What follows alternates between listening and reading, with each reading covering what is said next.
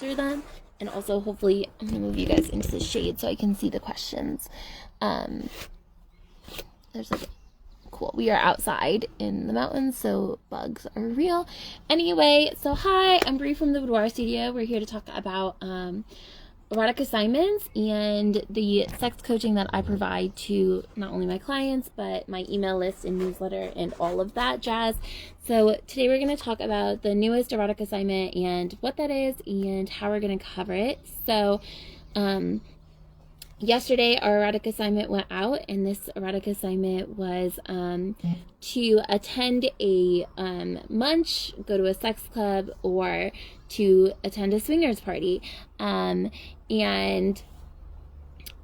the thing about that is I got so many emails back, which is great because that means everybody's reading them. I'm so proud of you.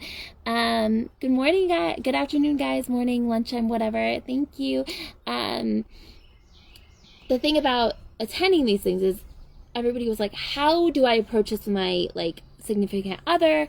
Where do we find these places? How do we do this? If you know my erotic assignments, believe me, they do not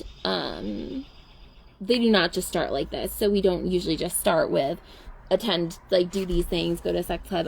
Most people who've been on my erotic assignments have been on them for 6 months because I started them in the beginning of the year. And so people are this is something we've kind of built up to, right?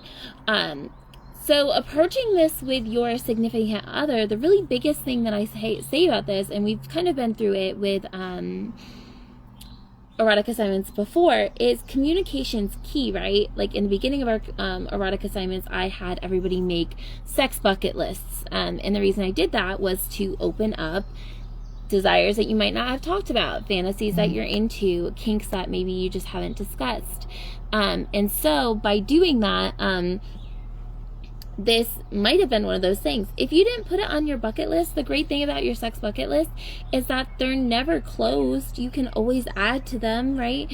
A bucket list is meant to grow and add things to. And so I definitely recommend doing that. But also,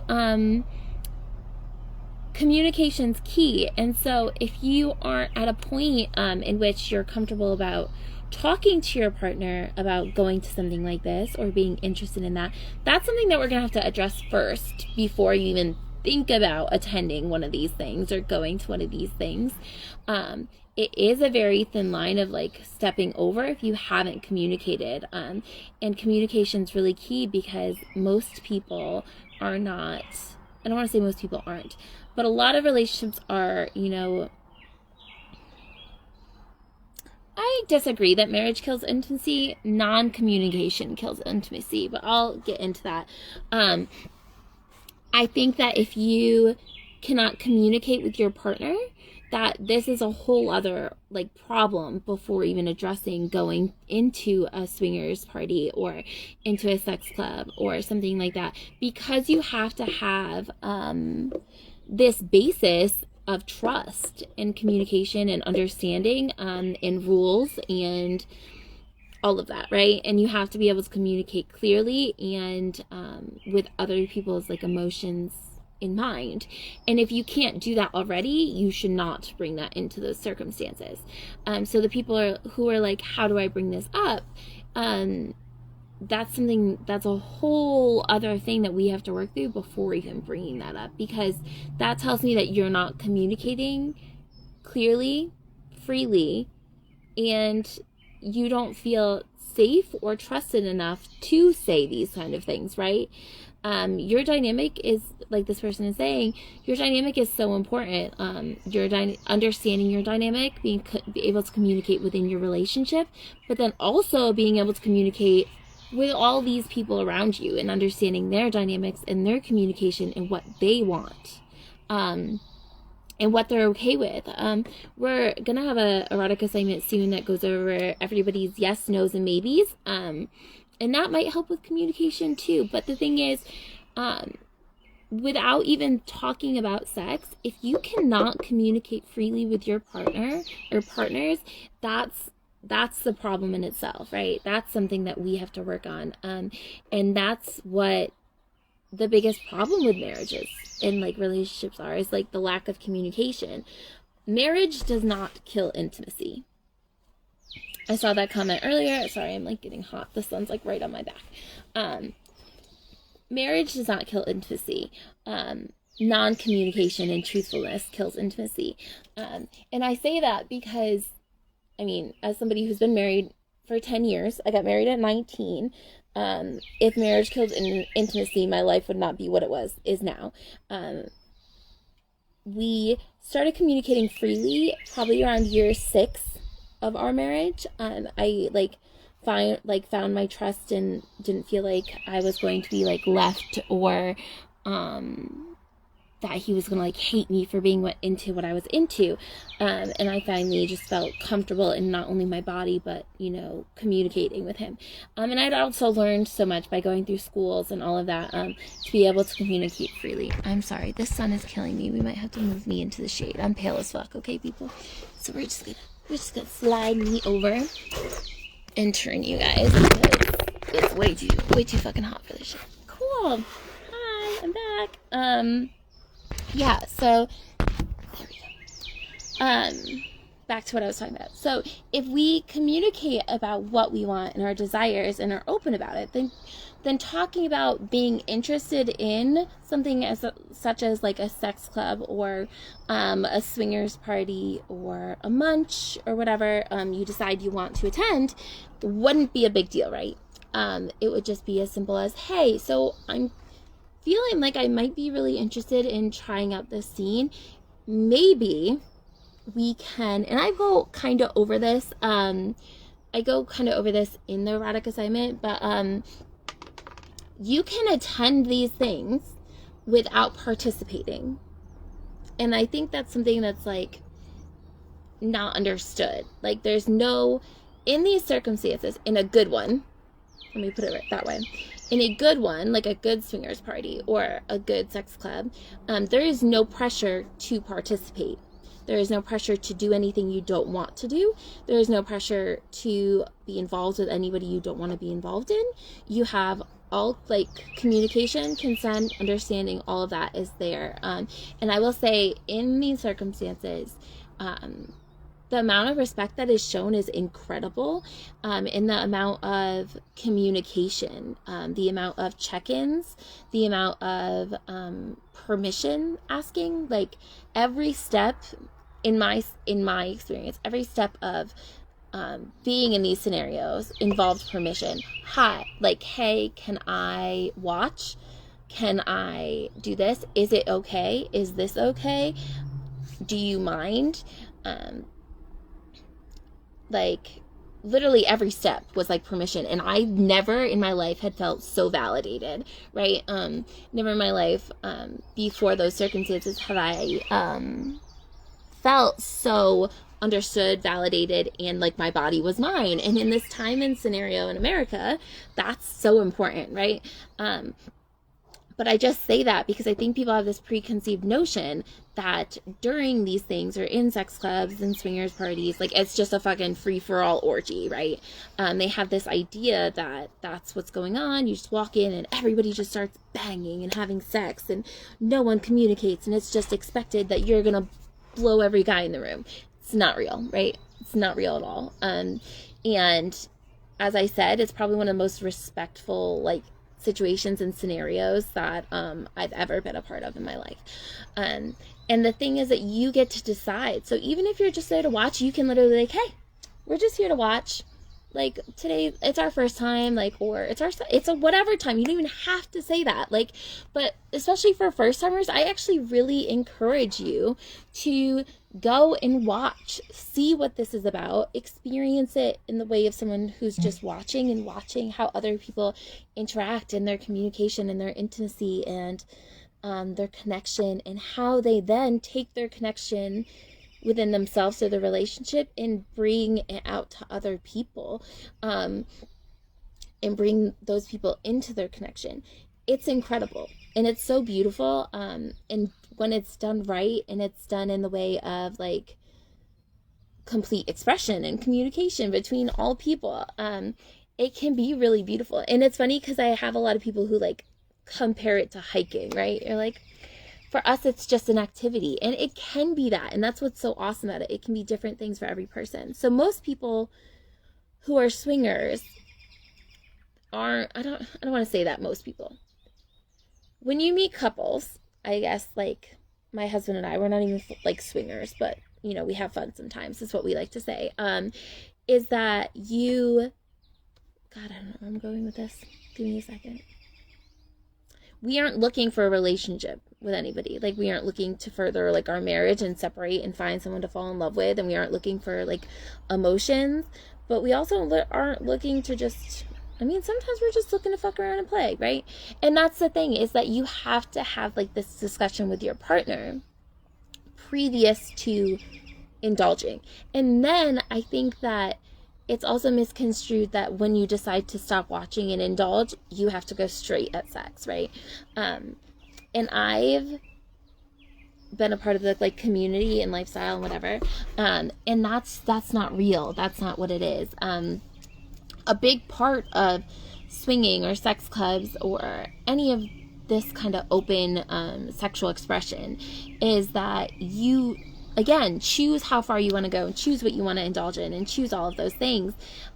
So if that day you're just like, I want to have sex with my partner while somebody else is having sex with their partner right next to me, and I want to enjoy those like those feels and all of the sexual energy together, like as a group, you can do that, and it's wonderful. Or if you want to suck on that girl's tits or kiss her or whatever while she's having it and you're having it and whatever, like, you can interact but still not be having sex. There's so many different levels of being part of this that I think that it's so misconstrued that there's just one way to do it and that you have to do this, and that when you go to these parties you're fucking all these different couples or fucking all these different people, which if you are, get it, girl. Get it, girl. Get it, girl. Get it. Like, I'm so proud of you. Get your O's. Like, have your fun. No shame. I just want you to, like, get it. Yeah. But let me, I don't know. Somebody wanted me to go live together, and I don't want to do that. What I really want to say is, like, that's the fun thing. It's like you're fully communicating what you want, what you're okay with, and you're exploring in a whole different way. And it's just like, it's beautiful without any shame or judgment in most cases, right? And that's what you have to go with. And how to bring that up to your partner is just like, do it like you're talking. It's communication, so do it fun. Like, hey, have you ever thought about doing this? Like, have you ever had sex with somebody else in the room?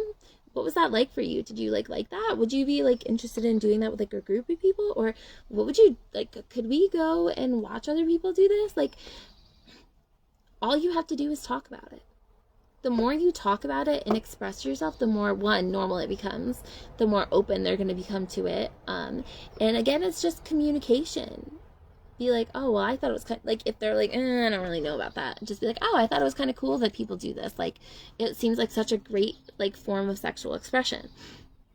Somebody on TikTok just commented, like, that they're a single unicorn. And if you know a lot about the lifestyle and all of that fun stuff, unicorn hunting is definitely frowned upon. And there's a reason for that. If you see a lot of people joining, like, swingers, poly, whatever, most couples are like, ooh, we want to invite a girl into it. Most reasons is because guys just want a one peen, right? And what we say is, like, they're just actually not okay with other men, and it's kind of gross. They really just want, like, they just want the experience of two women, but won't allow the woman to have the experience of two men, and it's kind of disgusting. Let's be honest. Like, it's really shameful, and sexist, and just disgusting all put together, that, like, it's okay for men to push this and want this, but, like, when a woman wants the same thing opposite, it's not okay. And so that's why we kind of shame unicorn hunting, also for the fact that, like, in many cases, unicorns are put as the third, right? So, like, that, like, you are going to put your partner first, and your partner is going to put you first, so that third person that you're inviting in is probably going to always become third, like, always be treated as a third, and that's not really okay. So you have to have this mindset with your partner, that your third person is just as important, and especially if it's just like a one sexual interaction, and not like a lifestyle choice. You need to focus on them too. It can't just be about you. And finding people, there's so many websites, like Carolina Friends is a good one. If you're on FetLife, you can find people there. There's many different like kink groups and swingers groups on Facebook. If you want info on those, I can post them or share them. There's so many different like outlets to meet people and become a part of and join, and I think that it's a great way to just learn.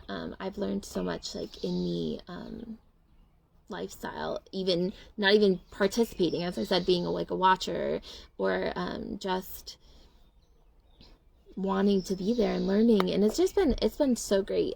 So I think that not only did people have so many questions about my erotic assignment, that they like kind of misconstrued what it meant, and how I was saying. You, as I said, you don't have to do anything. You can go watch, you can go do whatever, and you're gonna be surprised how many people around you are probably dabbling in the lifestyle, or interested in it, or would be open to, not open to it, but like all of that. Yeah. But then the thing is, like, do not expect friends to be into it. And also, if they're like, oh, does that mean you want to fuck us too? Like, that's not real, okay? Like, no. The funniest thing to me ever is, like, I can think my friends are the most beautiful person ever, like, people ever, and I do.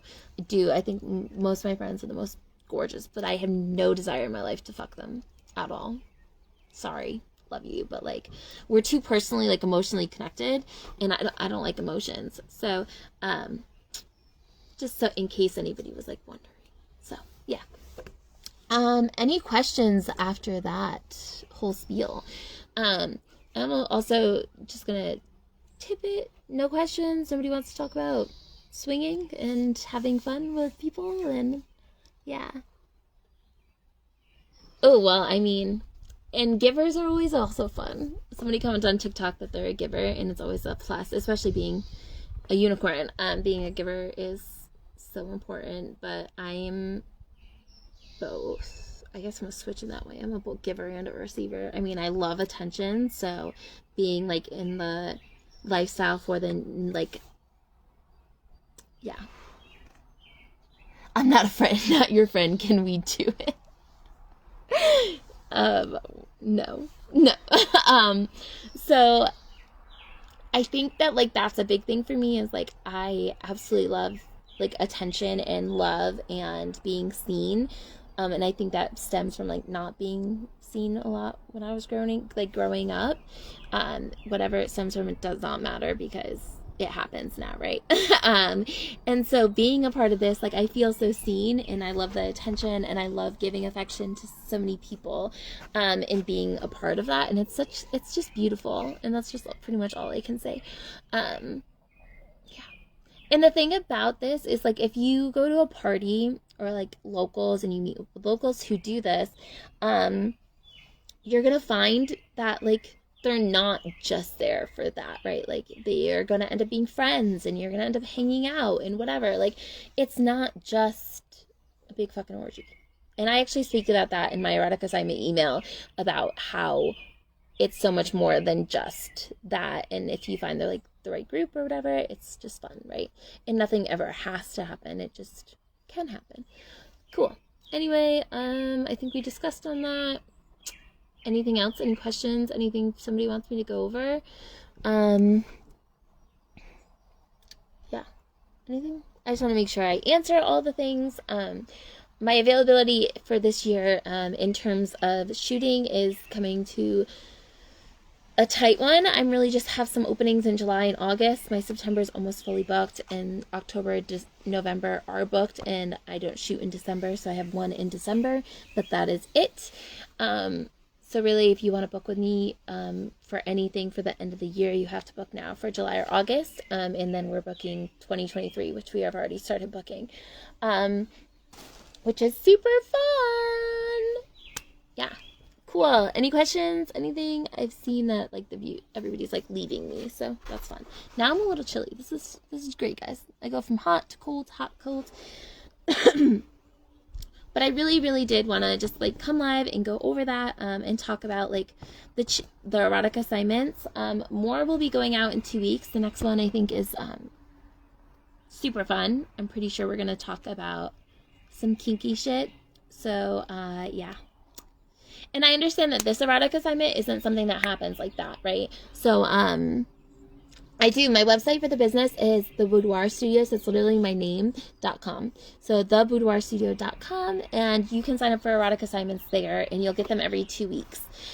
If you're a client, sign up for a session, you get more than what comes to your email, but you do get... Ooh, somebody asked my wildest erotica shoot. They're all... That's hard, because we could talk about wild and like the sense of like BDSM. We could talk about wild in the sense of like how passionate it was, or I don't know, they're all wild in their different ways. But obviously there's been some like crazy ones. I've had some really, really intense BDSM ones that like this scene was just like, and I'm like in love, right? And just watching people get into like their subspace is just incredible. Like being able to photograph like that transition of mindset was beautiful. And then some people they just connect, like their connectivity is absolutely insane. And that's probably my favorite thing about like erotic assignments, is when I can tell they've done the homework, and their communication and connection is like fire, and they've worked so hard for that. And I'm like, like, it's just great. So that's probably like the best part, and I guess the wildest is that most of those details I really can't talk about on TikTok. So alright guys, any more questions? I usually only go live for like 15 minutes, and I feel like this one's been like 30, so I don't know if you guys are like sick of my face or what, I don't know, but no one's talking to me, so... And I just told you guys how much I loved attention, so you should really say something. I need a latte, I think. This change in weather, it went from being fucking hot as shit to like not hot today, except for the sun's hot. And it's just crazy. Yep. Ooh. Guys, we're doing such a cute session next week on the 7th. I have like, I don't know, a baking session coming in, and we're gonna actually shoot in the okay, yeah, anyway, no, I have not wound up getting into a session. I'm a professional, number one, so I'm so focused on like the I'm so focused on like the lighting and making sure not poses, but like positioning's right, lighting's right, that the intimacy's perfect and the moment's perfect, that I really can't get into it. I will say, like, afterwards, looking at the pictures, sometimes people do like positions and stuff that I'm like, I think I should try that. That looks great. Why haven't I done that before? So it's never like wound up and like actually like turned on by people's sessions, because I'm way too focused, and like, number one, I'm a professional. Also, I understand it's sex, so being professional does not stop people from getting turned on. But like, I'm way too focused and like thinking things through and like what's next to be able to do that. But in the way of like, I forgot where I was going with that because I have ADD. But in the way of like them trying things that I've never tried before, yeah, there's been a few that I'm like, and it's always when I'm like going back through pictures, right? So it's not usually, yes, I'll post the info when we get done with the live. I have to find it and then post it, but yeah. So it's always like afterwards when I'm like culling pictures and going through them that I'm like, that position's really great. And sometimes my husband will be like, why the fuck don't we have a picture like that? And I'm like, because you never put me in that position. So then we have to go do that. So it's kind of how my life works. Yeah, that's all I had. If you're not signed up for erotic assignments, you definitely should visit the website, theboudoirstudio.com, and a pop-up will come up and it will invite you to subscribe to our email list, and that is where you get all of our erotic assignments. As I said, yesterday's just went out, but if you sign up, I can resend it out. and we'll go from there. But they're also available on our website at theboudoirstudio.com under more. If you just click and then click like erotic assignments, you can put in your email and like view the different assignments that I've sent out. I think it's lacking a few that I haven't updated, but there are some there for you to try out. So I highly recommend doing that. Yeah. And that's all I got, guys. I'm done. Oh, what's the best thing for anxiety?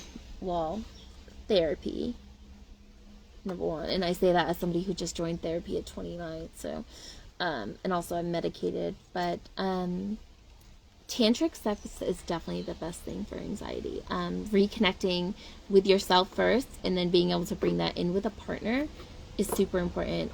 That's going to have to be a different live. So if you want to join us maybe tomorrow, I can come live and talk about working through sex and anxiety. Because, yeah, I'm like all dry and shit because the weather here is terrible. Yeah, I'm tattooed. Yes, lots of tattoos. So, yes. Alright, guys. I love you all. Thank you, all of you, for joining me and for watching and all of that. And I hope you follow so you can watch tomorrow's about... We're going to talk about anxiety and sex and all that fun shit. So please join us. Alright, guys. Bye. Sorry, I have to end the one to end this one. Bye, ladies. I'm done talking. Love you.